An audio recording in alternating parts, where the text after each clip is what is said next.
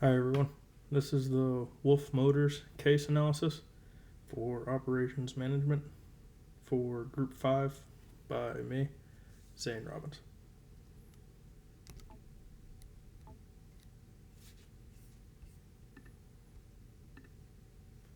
The agenda is to run through the case, kind of give you a brief summary and an introduction, as we all know from reading it. Then to go over the recommendations for supplier relationship status, which will then take us to the purchasing policies and procedures, and then ending with how the supply chain design can help. The Wolf Motors introduction. John Wolf was the president of Wolf Motors. It was the first auto supermarket which offered multiple brands of automobiles at the same location. He quickly grew in size and reputation. Three main points of his company was the volume, having high volume of sales and turning over inventory rapidly, which included economies of sales could be achieved, which reduced cost and gave large selections of options. The second aspect was hassle-free buying experience. Customers compared prices without pushy salesmen.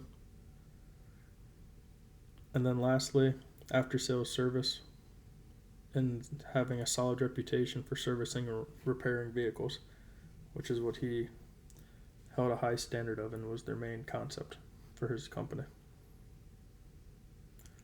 The high quality service depended on three components: high quality, well-trained staff, latest tools and technology, and then finally availability of full range of parts necessary to complete services.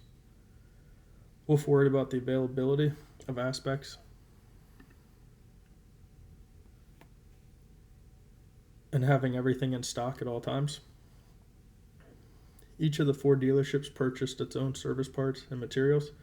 Purchases were based on forecasts derived from historical demand data with aspects such as the seasons. The biggest wrench thrown into the mix was the number of different parts that had to be kept on hand, some used to service cars, some sold over the counter, some bought from dealerships, some from manufacturers, and then also some easily ordered from suppliers.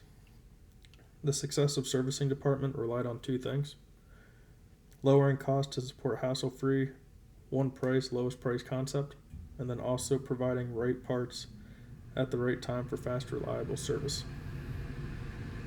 Two main issues Wolf saw with this: storage to hold all the parts, and also level of financial resources available to invest in parts and materials.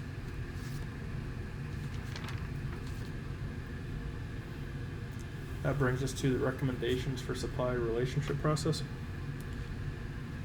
Having a more centralized chain of command post handling the buying decisions for each dealership. It can see all the inventory, track all the purchases, and have a big storage area to house extra parts and ship them out when needed to each individual dealership.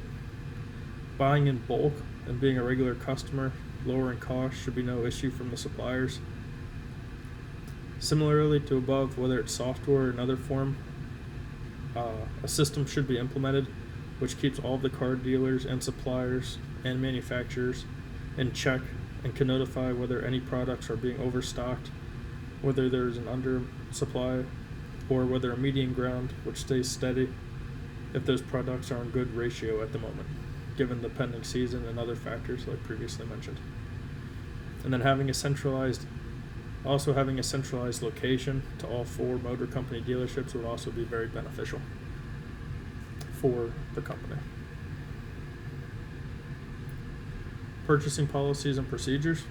In order to pride themselves on the after-sales services, besides just looking at it as their main concept of the company, they also need to focus on the cost of the parts, the quality of them, and also the delivery of how much those fees are and how long it takes to receive. With having multiple suppliers and manufacturers like Wolf Motors already has, this is adding a pretty penny to those costs and is not at all being cost efficient. Rather than go through each individual dealership, Wolf Motors could instead go through a different outside party and go through them for a cheaper cost, which keeps money in their pockets. This allows Wolf Motors to be more cost efficient, and as a result, the car owners too, since it is not costing as much for Wolf. Ordering in bulk and getting bigger shipments at flatter rates would be a cost saver by not having so many transactions of buying parts to have for inventory at each individual dealership, and instead keep it in-house for ordering in that aspect. Lastly, how supply chain design can help. Supply chain design and integration can help Wolf reduce investment and space requirements on 3 different aspects: accommodating highest demands and the peaks of those particular seasons, stock up on those pieces and individual parts, and keep non-essentials to the bare minimum during those seasons.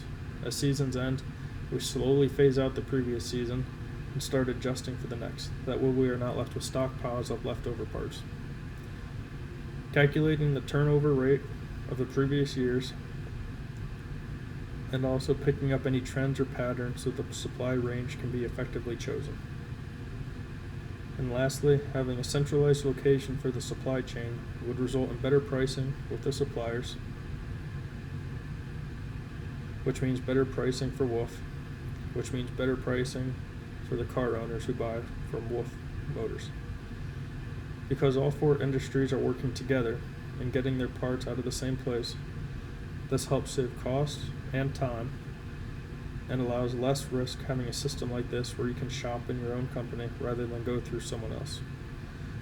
The supply chain and supply outpost orders it, and the 4 dealerships can browse and pick any of the parts they need at any individual time. Thank you.